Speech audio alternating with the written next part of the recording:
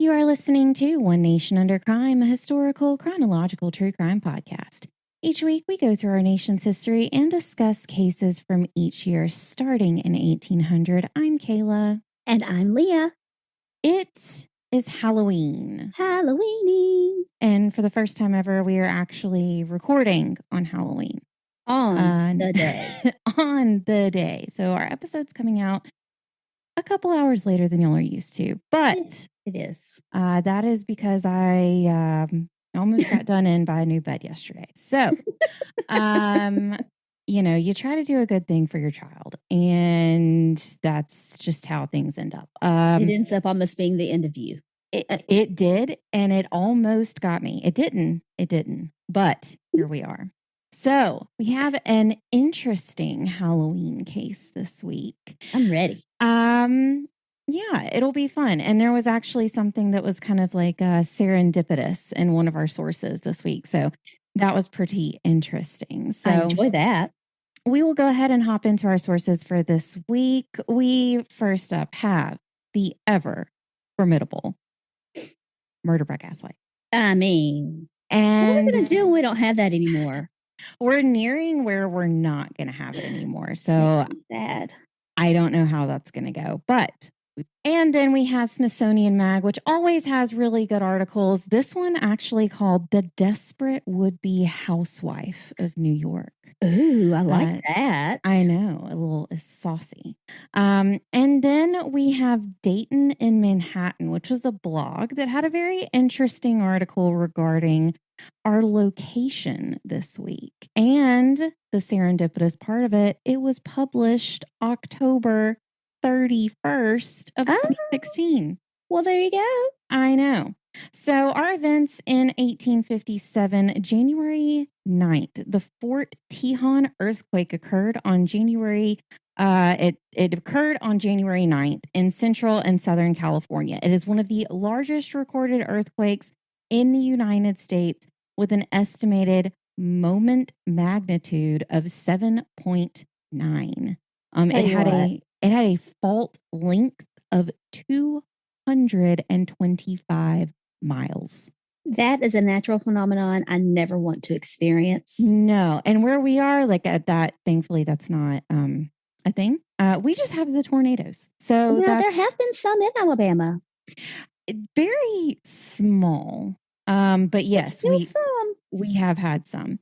January 22nd, the National Association of Baseball Players was founded. February 3rd, the National Deaf Mute College was established in Washington, D.C., becoming the first school for the advanced education of the deaf. Up until this point, deaf education was only up to like elementary school. So it didn't really go past anything there. So they actually opened a college and it became the first. Well, because people thought that being deaf or mute automatically meant unintelligent, which we all know is totally not accurate. Untrue. Right. Exactly. March 4th, James Buchanan was sworn in as the 15th president of the United States, as we know, beating out Millard Fillmore. I was going to say, no more Millard Fillmore. No more Millard Fillmore. We had him, and now apparently no more. Fillmore, no more. Nicely done. I could do campaign slogans. And then we have John C. Breckinridge, who was sworn in as the vice president of the United States. February 21st. I thought this was an interesting one. Congress outlawed foreign currency as a legal tender in the United States. I never really thought about that they would still allow that. So it was interesting that it's just now being outlawed. They're like, officially, no, we're only going to use U.S. currency, guys. I don't know what to do with your loonies or toonies, Canada. So February 24th, the first... That got me. The first perforated postage stamps were delivered to the government. March 6th, the Supreme Court of the United States ruled that African Americans were not citizens and slaves could not sue for freedom, driving the country further towards the American Civil War. This ruling was actually not overturned until 1868, so 11 years after this. The case centered on Dred and Harriet Scott and their children Eliza and Lizzie. The Scotts claimed that they should be granted their freedom because Dred had lived in Illinois and the Wisconsin Territory for 4 years where slavery was illegal. And laws in those jurisdictions said that slaveholders gave up their rights to slaves if they stayed for an extended period of time. This is now like historically and famously called the Dred Scott decision. And so we all, yes, we all learned about that in school. So that's kind of where that came from, interestingly or uninterestingly, or, you know, just garbage people in general. So, you know, he does get good news later on in this year, and we'll get to that event soon. But March 7th, baseball officially decided that 9 innings constituted a game and not 9 runs. Oh. So yeah, up until this point, it was just 9 runs. I don't know what made them decide on 9 innings, but that's where they landed. That makes for some long games, I'll tell you that. Depends on the game, yes. Yes. March 12th, Elizabeth Blackwell opened a hospital, the New York Infirmary for Indigent Women and Children. March 23rd, Elisha, I believe it's Elisha. The way it looks like Alicia, but I know it's not Alicia.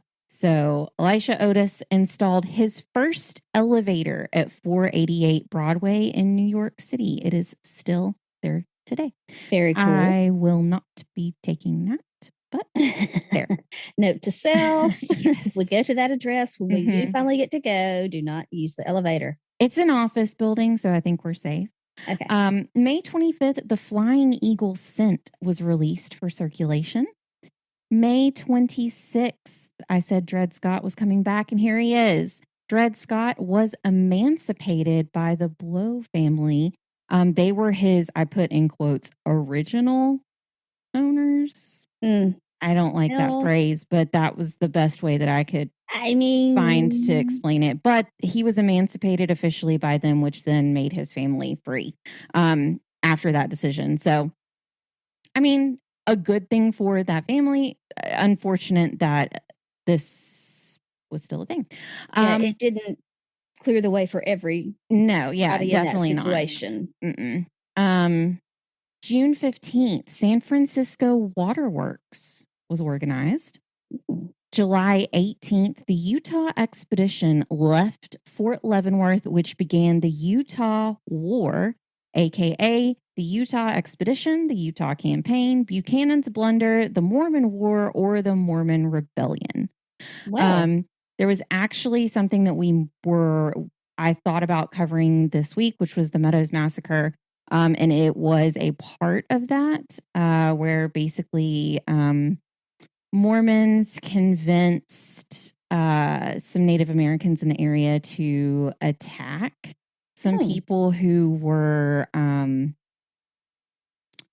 on their expedition, leaving there to, I believe, go to California. And they attacked them, and there were hundreds of people that died. So it's a very tragic story. And there actually isn't a lot of information on it, which is why I couldn't cover it. There was very little. Yeah.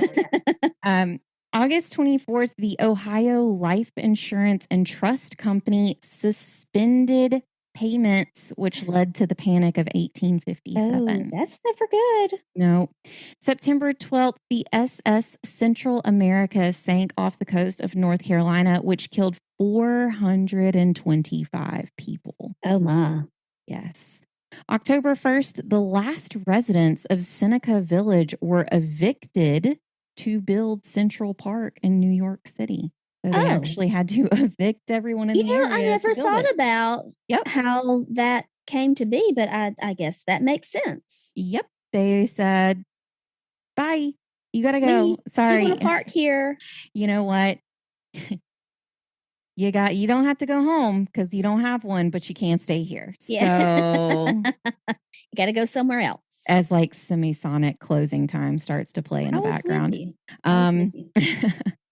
October 13th, New York Bank closed and did not reopen until December 12th, just 2 months later. Well, I mean, just closed up. You need a vacation. It's fine. Just close. Just close. It's good.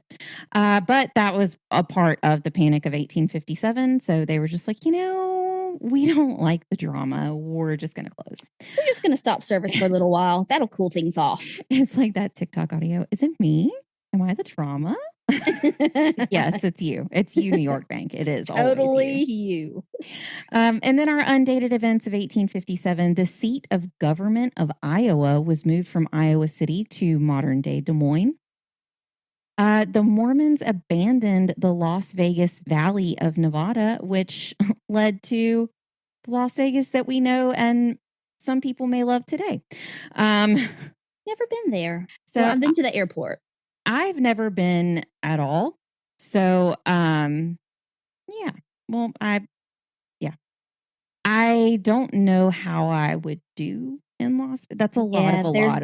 Yeah, I think you would probably be overstimulated. Yeah, there'd probably be too much. Yeah, I think so. Yeah.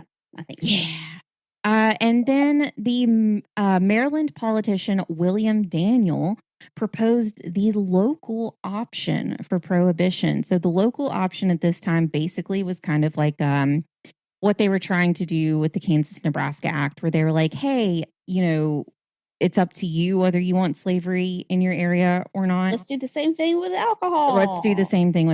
Basically, like we should probably not make this like a federal decision. We should make it a state and local decision. If you can choose locally, if you want to enslave human beings and own human beings, why not choose locally if you can have alcohol or not? Exactly. Why should we not also include that? It's fine. Possibly an oversimplification, maybe a little sarcastic on my part. It is what it is, it's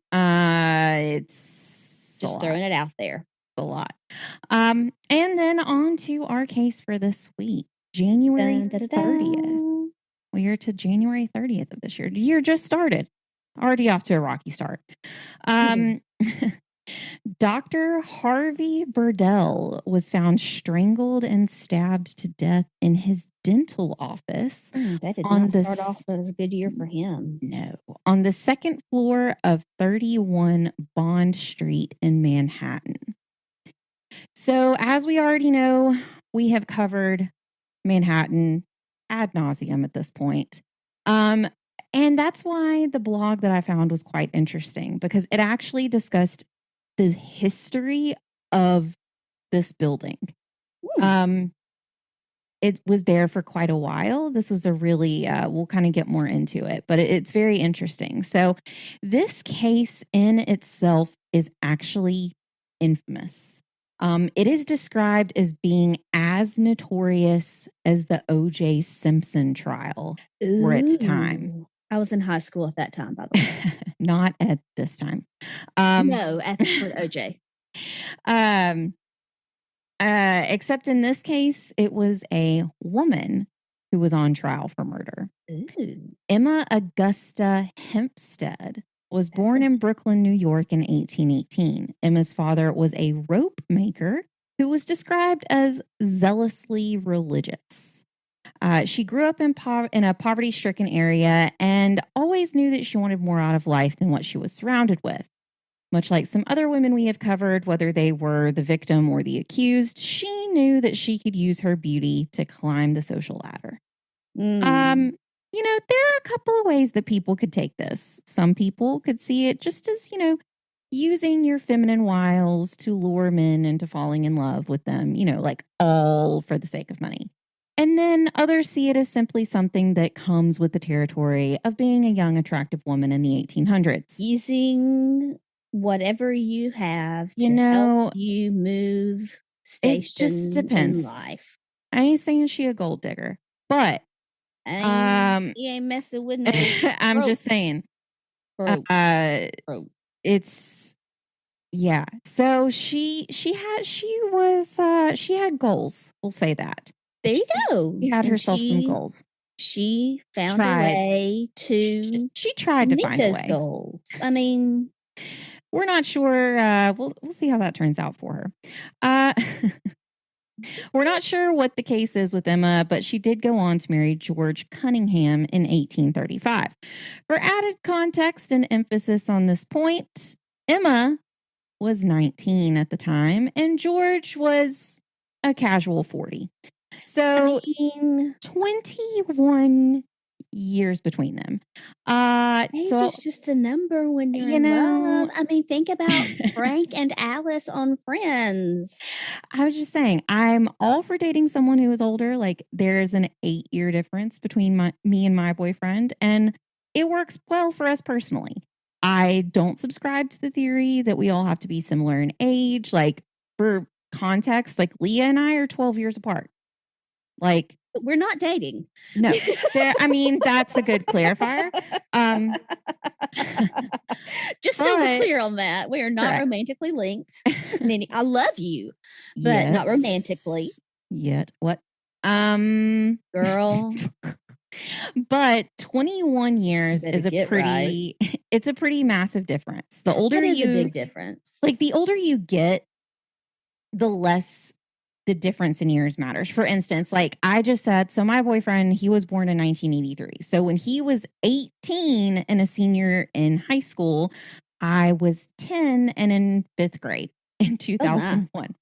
So like our worldview of events at that time is like totally different, because if no one is like connecting the dots of 2001, like that's when 9/11 happened. Right. So our point of reference of that time is from two totally different, like he remembers all of the people that he was friends with, like running to join the military. Like I didn't have that experience. I vividly remember everything that like I saw.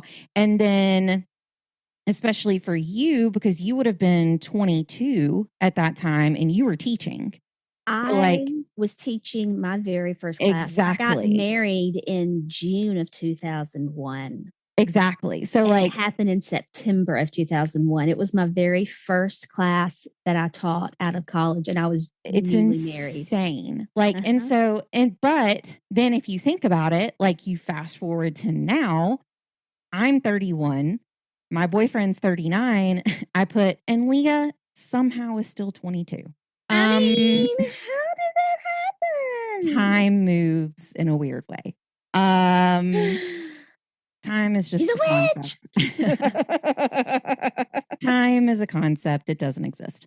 But headed back to, as you feel. But going back to Emma and George, the difference is enough for anyone to kind of raise their eyebrows. And the couple moved to a townhouse on Irving Place in Manhattan, and Emma got her wish of being a part of the upper middle class society, thanks to George, who inherited a successful distillery from his father.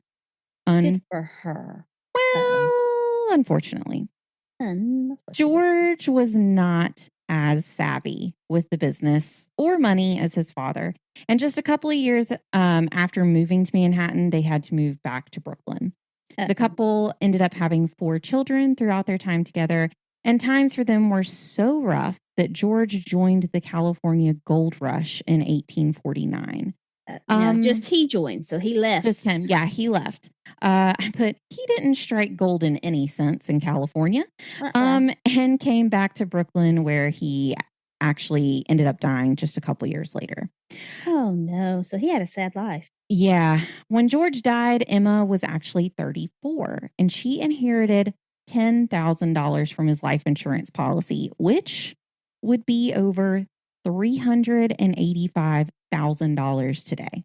Like, that's a good chunk of change. Yeah. Like, at this time, realistically, you probably could at 34 live on that for the rest of your life. Like, that's a lot of money. And women didn't just get money either. No, right. I mean, somebody had to die for you to get money. Exactly. Unfortunately. Well, Emma didn't think that this was going to be enough to keep her and her 4 children afloat for an extended period of time. So, not in the fashion she wanted to live in. Nope. So she took some of the money, bought some expensive clothes, and tried to snag a new husband that could afford that lifestyle. Well, so we're going to pivot, and we're going to talk about Harvey Burdell for a little bit. He came to New York City itself in 1834 to join his brother John's dental practice. The brothers were very successful and became the dentists to New York City's high society. More on this later. I have a working theory on this. Together, they actually ended up publishing a dental handbook, The Structure, Physiology, Anatomy, and Diseases of the Teeth in Two Parts. He's a pretty successful guy. Wrote books. Him and his brother had a practice together. And then eventually, Harvey decided to strike out on his own and open his own practice. But this wasn't where the bulk of his money came from. He was pretty intelligent in some other ways. He had a lot of holdings in real estate around the city, and he was also really good with knowing how the bank worked in that sense. So, he kind of didn't just have dentistry, because at this time, like, even though dentistry is still like a good field to go into, you're not really like raking in the money, because dentistry at this time was still kind of like a luxury, not a necessity. Everybody didn't see the need in it. Yeah. And I mean, even now, technically, like, dentistry is still a luxury. Like, it's not cheap, and it's, for some reason it's not considered a part of your body in your healthcare, but whatever. Teeth, I guess, just aren't a part of you. Neither are your eyes, by the way. Those are the two things that you do need, but health insurance doesn't cover it. Anyway, but so not that Kayla has an opinion on that. Not that I have. No, I don't have an opinion on it. It's fine. So yeah, it's very interesting as to how he gets his money. But he was also pretty well known in the Bowery as well. And if you think back to our case about Bill the Butcher, you'll remember there was a group called the Bowery Boys. That might give you an idea of the area that Dr. Harvey was kind of finding himself spending his free time in. Not the best of places. Not the worst, not the best. But he was a high roller in the Bowery and spent his time frequenting brothels and gambling. However, some of his was just helping those girls with their teeth, I'm sure. Actually, some of his visits to the brothels were more for business than pleasure. It's said that he also provided dental care to the sex workers. The dental care wasn't for free, but I suppose we applaud the sentiment. Also, I'll kind of speak to this more in a bit. I think there's a bit more to the services he provided here as well, but more on this as well. Both of these two things that I say more on this are going to tie together in a bit. So it's just something that I kind of know from that time. And I think it's something that no one's really thinking of in this case, but we'll get to it. So this is where kind of like our third character per se comes into this case, because that is actually the building of 31 Bond Street. Bond Street stretched from Broadway to the Bowery. And yes, Bond, Broadway, Bowery did make me think of Bears Beats and Battlestar Galactica. So if you know that reference, it's from The Office. But welcome. You're welcome. So having an address on Bond Street was one of the most sought after achievements in Manhattan during the 1820s and 30s. Historian Sturgis Dunham later said of it, quote, Bond Street was one of the best known streets in the city, and none stood higher in favor as a place of residence. Our specific location of 31 Bond Street was built in 1827. The Dayton and Manhattan blog described it well, saying the 26-foot wide mansion was faced in red brick and trimmed in marble, 3 stories tall above a resuscitated basement. It boasted handsome carved lintels and arched double-doored entrance with a Gibbs surround and wrought iron stoop newels which perched on paneled marble pedestals. The home changed hands for several years, and in the 1850s, Bond Street started to migrate towards more of a business district, even though this business district was still pretty upscale for the time, if you think about it. More of the wealthy people that were in this area were actually migrating to Fifth Avenue. So that's kind of where everything started. Fifth Avenue became more of an up and coming area. And so all the people on Bond Street just kind of migrated to Fifth Avenue. And then all those buildings started coming open and more high end kind of businesses started moving into that area. So this actually led to Bond Street having the largest concentration of specifically dental offices in Manhattan. Oh, no. Yeah, so it was all dental offices. The New York Times described number 31 Bond Street in an article saying, quote, "It is of brick with marble stoop 4 stories high and differs not materially from the rest of the buildings on the same block, all of which are several years old and were in their day first class and fashionable. Now they are simply genteel." I mean, rude, but fine. In 1851, the first of many dental offices to call 31 Bond Street home was opened by Dr. John Lovejoy. That is a doctor's name. Kind of fun. You know, I do like it. It changed hands a few times, and then an advertisement in the New York Herald on April 26th of 1854 offered a, quote, "very desirable location where can be obtained a few elegant parlors and bedrooms, furnished or unfurnished, with partial board or without board, with hot and cold water on each floor, gas, bath, and all the modern improvements. They will be let to gentlemen who are willing to pay a fair price in advance. None others need apply." Well, there you go. Only men. And pay in advance. I mean, it's pretty clear. Pay in advance, only men, none others need apply. We'll get to Belle Gunness in a few years, like several years from now. But it reminds me, if anybody's thinking of that, of Belle Gunness, she put out a personals ad, and the end of it said, "Triflers need not apply," which is honestly the best quote I've ever heard. But yeah, none others need apply. That's what that made me think of. So keeping it real. On June of 1855, well, not on June, but in it, Dr. Harvey Burdell bought the home for $30,000 or around $1.1 million today. He also already owned 2 Bond Street. So he was just this was just another real estate investment for him on this road. But Dr. Harvey wasn't the most likable character. Will Clemens said of Dr. Harvey in Era magazine, quote, "He was quarrelsome, penurious, greedy of appetite, and fond of the company of women. He was often sued by women and frequently appeared in court or another. He was eccentric. He disliked men, but was very fond of guinea pigs." Oh. Well. It just took like a big turn. He didn't like men, but he was really fond of guinea pigs. That brings up so many questions and thoughts and rabbit holes and trails that we don't have time to go down. He really, that quote, horrible rumor about Richard Gere. So continue. It actually was a horrible rumor. There's a reason I know this. Anyways, continue. Let's just move on. We've mentioned it. Let's move on. That was hilarious. And actually, I think that was a gerbil, by the way. Yes, well, I know, but it just brought visions, and now I'm scarred. Let's move on.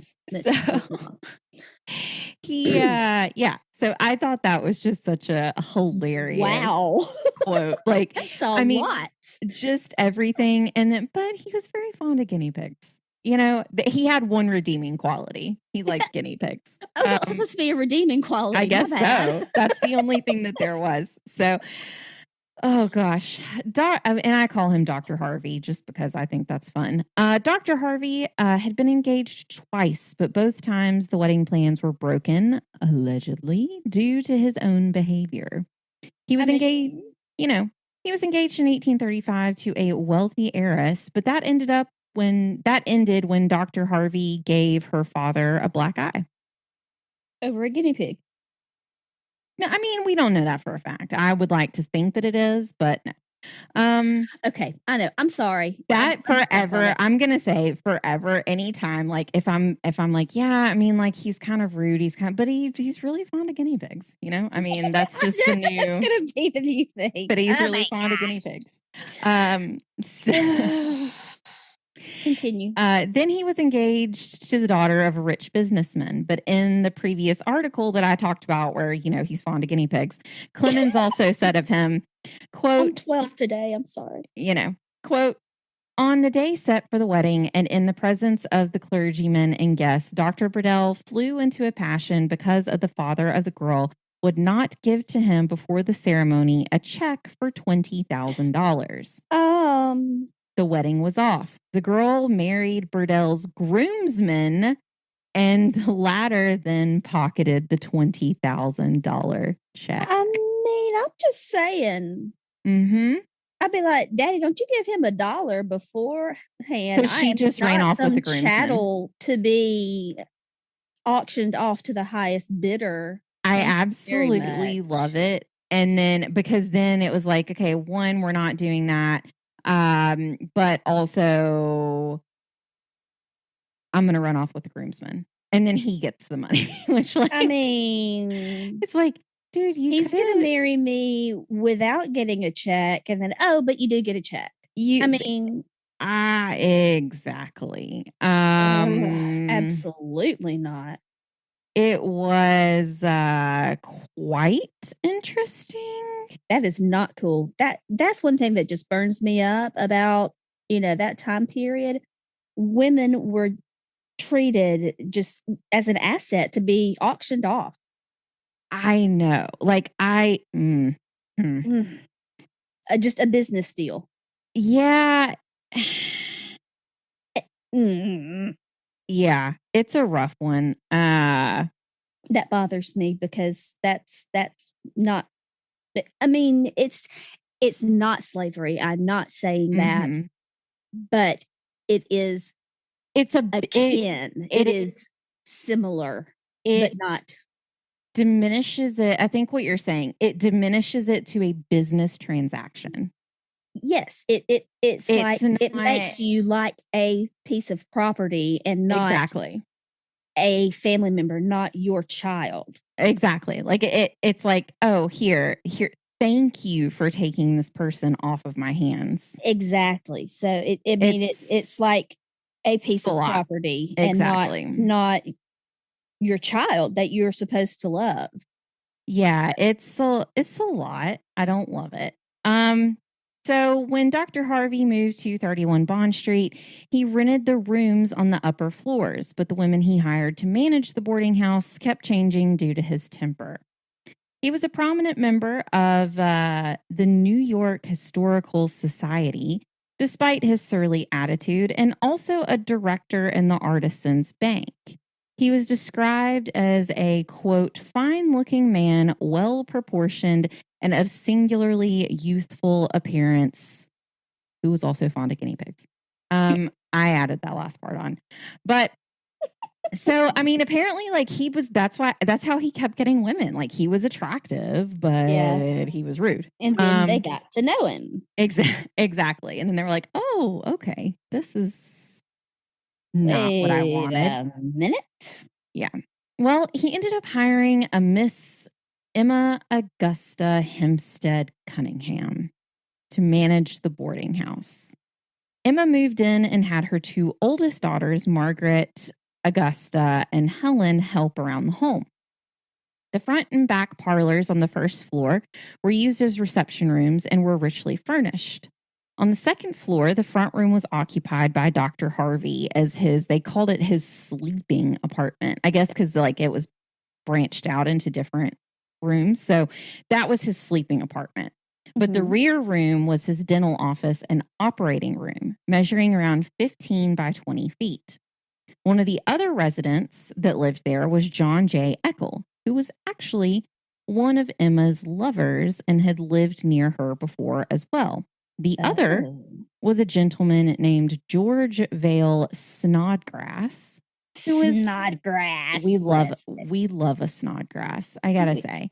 I mean, So this Snodgrass was 18 years old, and he had professed his love for Emma several times before. Not either one of her daughters, which is interesting, but okay. Just her, which so likes older women. We'll see. It's said that Emma kind of led George on due to the attention that she was getting from him, but like she wasn't interested in him at all. The other boarders were a lawyer named Daniel Ullman and a cook named Hannah Conlon. Remember, I said a couple of times before how he helped out sex workers in the area, and many of his clients were in high society. Mm-hmm. So I'll go ahead and put like a little thing here. This is kind of like a very adult topic. So if like you do have children listening and you want to like skip forward maybe like 10 seconds, this may not be a conversation you would like to have. So just go ahead and throw in that warning in here. Well, at this time, dentists were also known to perform illegal abortions. Really? Yes. So interesting. There were several articles that kind of alluded, kind of in a way of saying like, he did things for these people, and then kind of left it like open ended. And the more I kept thinking about it, I was like, it's really weird the way they're wording all of this. Like, I don't understand. And then it hit me. Oh, yeah, that's one thing. So if you think about it, like, how do you become the dentist at this time to high society exclusively when people already don't like you? Like, you have a bad attitude, you have a bad temper. It's known that you like people don't like you. But then also he was doing dental work for sex workers who were probably coming to his office. So what was going on? Like it was one of those things that I was kind of like, I was putting two and two together and I was like, I also, because there's also a theory that Emma was also pregnant. Services. Mm-hmm. And that's how they met. So interesting. Yes. So it was very interesting. A few different things. Yeah. So I put, this might be why Dr. Harvey was such a popular dentist, because it seemingly was not due to his sunny disposition nor his love of guinea pigs. Emma and Dr. Harvey had a volatile relationship, to say the least. It is said that the two might have met at a resort in Saratoga Springs and started a relationship there. But it's also said that she met him there and the topic was brought up that she was with child. And that might be kind of how that started. As well. And that he convinced her to use his services because like she was not married and, she was on the hunt and kind of hard to continue that hunt when exactly you got a growing bump and yeah. Yes. When Emma was the keeper of the house, she ran it as though she was the wife of the house and ordered everyone around. Emma gave the doctor an ultimatum and wanted him to legitimize their relationship. The two fought constantly, with neighbors reporting later that the shouts and crashes coming from 31 Bond Street were almost on a nightly routine. Ugh. Dr. Harvey refused her demands for marriage, telling a friend that he would not marry, quote, to the best woman living. So essentially, I'm never getting married. Ever. I don't care if it's first two times, ain't gonna happen. Yep. I don't care if it's the best woman in the world. I'm never getting married. So about 10:30 on the night of January 30th, 1857, the man living at 36 Bond Street heard a blood-curdling cry of murder, but could not tell where it was coming from. Uh-oh.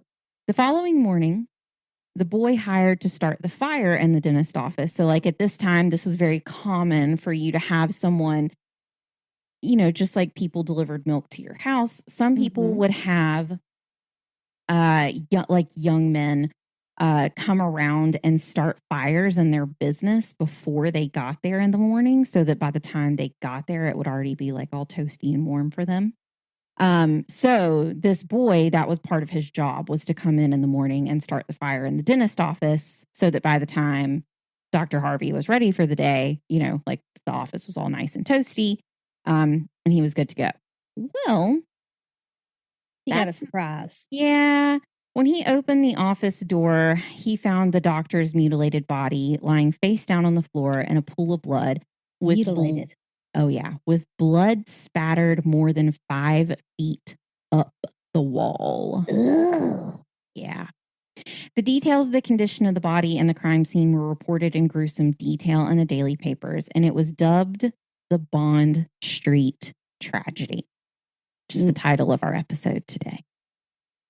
Police Captain Francis Spite described the scene as, quote, a veritable slaughterhouse. On February 2nd, the New York Herald wrote, quote, the Bond Street tragedy continues to be the all-absorbing topic of conversation. The shocking death of Dr. Burdell was spoken of in every circle. The article noted that both Snodgrass, the young man who was obsessed with Emma, and Eckel, the man who lived there, who was also one of Emma's previous lovers, were being held at the 15th Ward Station House. So they were like immediately brought in. They're like, this is sketchy. We're bringing these guys in. We got to figure out what's going on. So the body was examined, and it was determined that the doctor had been strangled with a garrote and stabbed 15 times with a long, slender knife. The coroner was called in, and an inquest that would last 2 weeks was begun in the house. Upon an inspection of the house, papers were found in Dr. Harvey Burdell's possession that read, quote, in consequence of the settling of the suit now pending between Emma Augusta Cunningham and myself, I agree as follows. Number 1, I extend to herself and family my friendship through life. Number 2, I agree to never do or act in any manner to the disadvantage of Miss Emma A. Cunningham. Signed, Harvey Burdell. Interesting. Very. This was taken as a statement that he and Emma reached an agreement, and the authorities were shocked to learn that 2 days after the murder, Emma presented the coroner's office with a marriage certificate.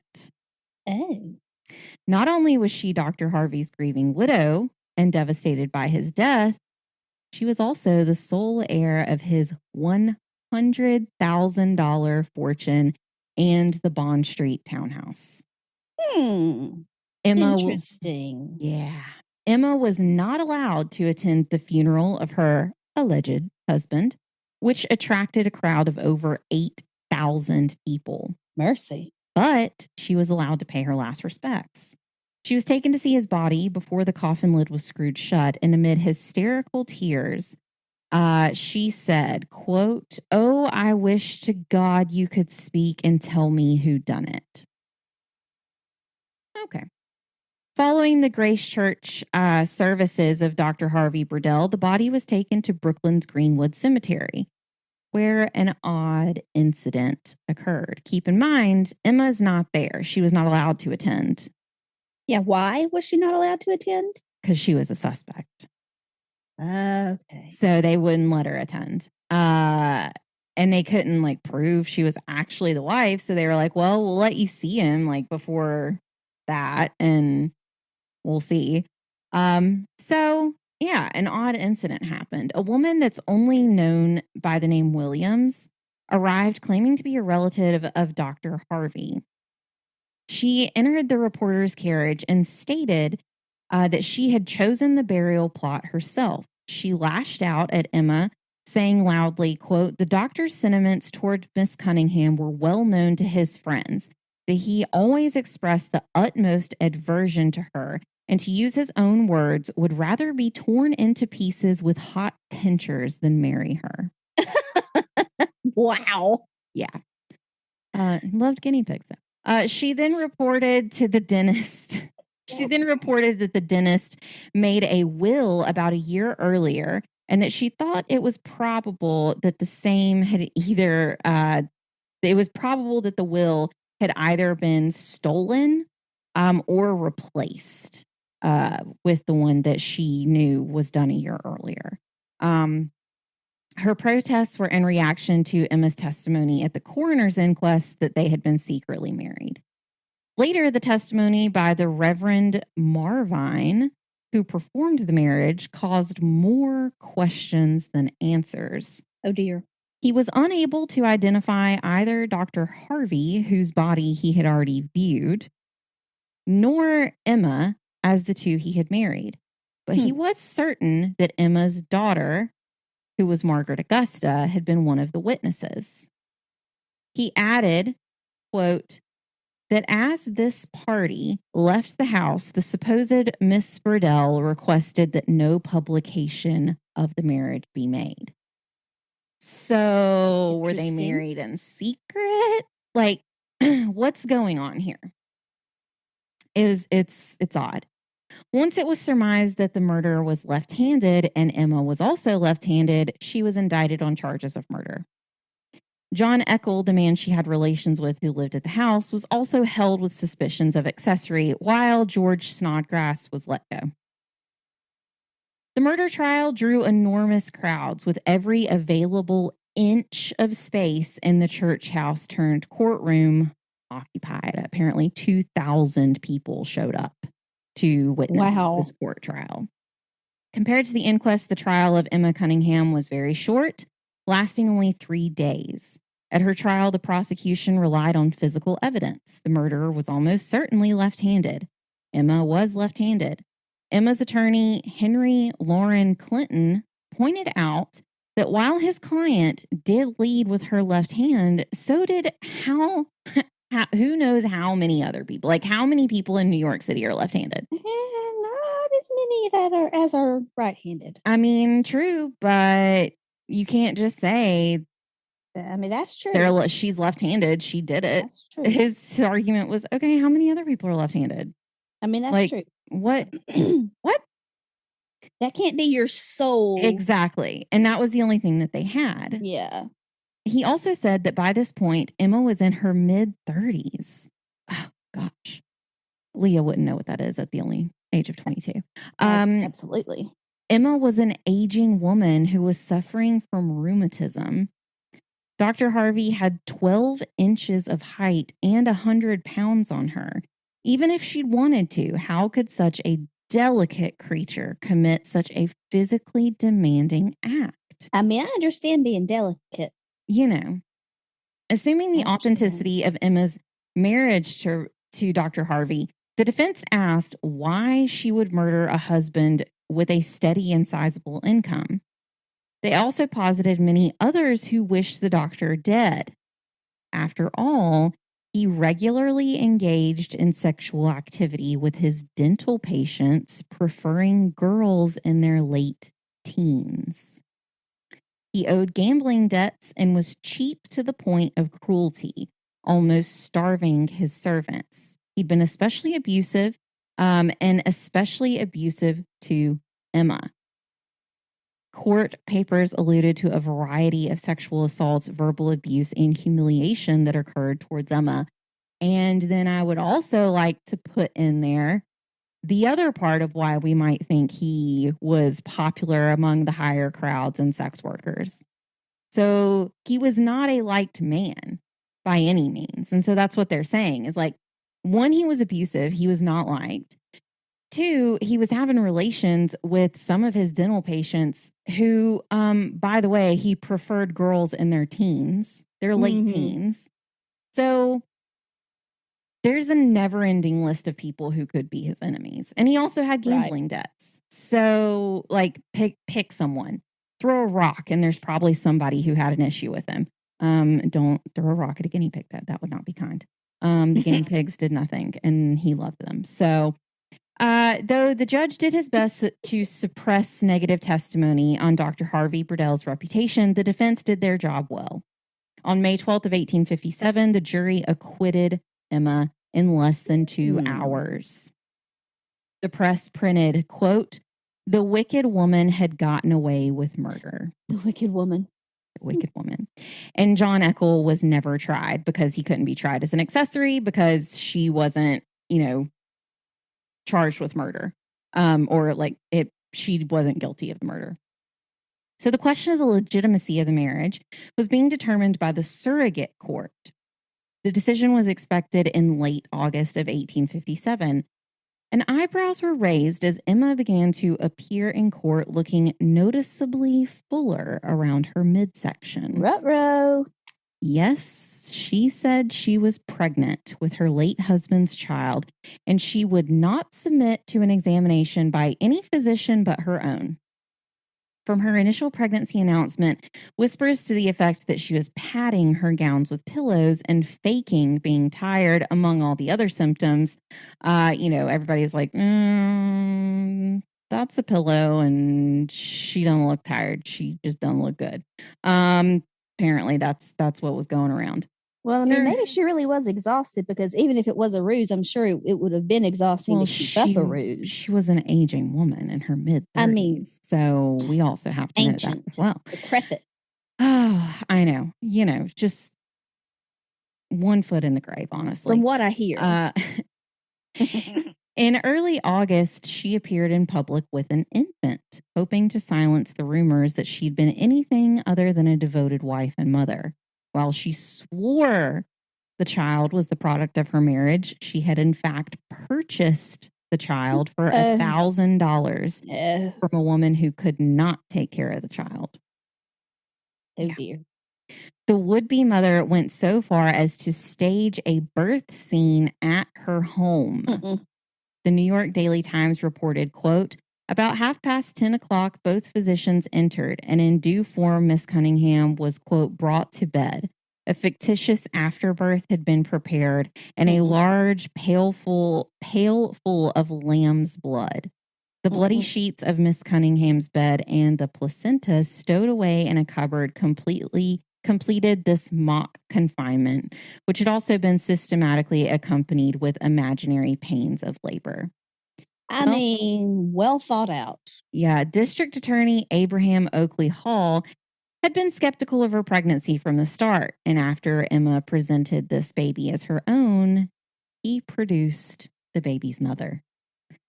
Emma was charged with fraud, but the charge was eventually dropped and her claim of marriage to the doctor was deemed invalid by the court. She'd have been found out. Remember how I said this was basically like at the level of the OJ case? So imagine this media circus going on. Oh, yeah. Well, who else could capitalize on such an event other than someone we know well? P.T. Barnum. The mother of the infant cut a deal with Barnum. Oh, no. To exhibit the child at his downtown Manhattan museum. That poor child. Where visitors could pay 25 cents to gaze upon the infamous infant involved in the trial. That poor child. Embarrassed and broke, Emma ran to California, where she placed her daughters in respectable marriages and also married again herself. She returned to New York in 1884 to live with a cousin, but died penniless in Harlem on September 13th of 1887. She was buried in Greenwood Cemetery, a few hundred yards from Harvey Burdell. The murder of Dr. Harvey Burdell was never officially solved, though modern scholars agree that Emma Cunningham was at least involved. Although due to her size, she was likely not the perpetrator of the crime. However, 31 Bond Street had not seen murder for the last time. Oh, no. On October 6th of 1869, the New York Herald ran the headline, "Another Bond Street horror. A man found dead in the Burdell Cunningham house." John B. Felton was a distillery worker who had been boarding in the house. On the Sunday evening of October 3rd, he had gone to his room to the rear of the building. The Herald reported, quote, "Nothing strange, however, was thought of the matter till yesterday morning, when a very oppressive odor throughout the house was detected, and an examination showed that it proceeded from Felton's room. Although doctors were unable to find the cause of death immediately, the mysterious death in what was deemed the murder house was irresistible to the press after the infamous murder that took place just over 10 years before. On August 25th of 1888, the banking firm of Kuhn, Leo, and Kuhn? What in the world? Kuhn, Loeb, and Co. It's not at all spelled how you would think it is. Announced that he had commissioned architects Fords and Lameau to design a 6-story building at number 31 Bond Street. It was the end of the line for the mansion, the walls of which were the only ones to witness the most notorious murder mystery of the 19th century. And that is the Bond Street tragedy. The building is gone. It was destroyed, and there is something that was built on top of it. But there were two at least deaths that we know of in that building. But yeah, it was alleged that Mr. Felton also was murdered. So wow, it was not the last time for that house to see it.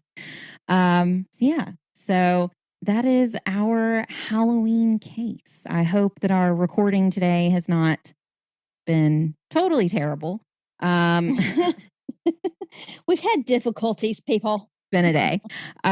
So y'all should be getting this actually in like the next hour. So that tells you how quickly we had to get this together. But I hope all of you have a very happy and safe Halloween tonight.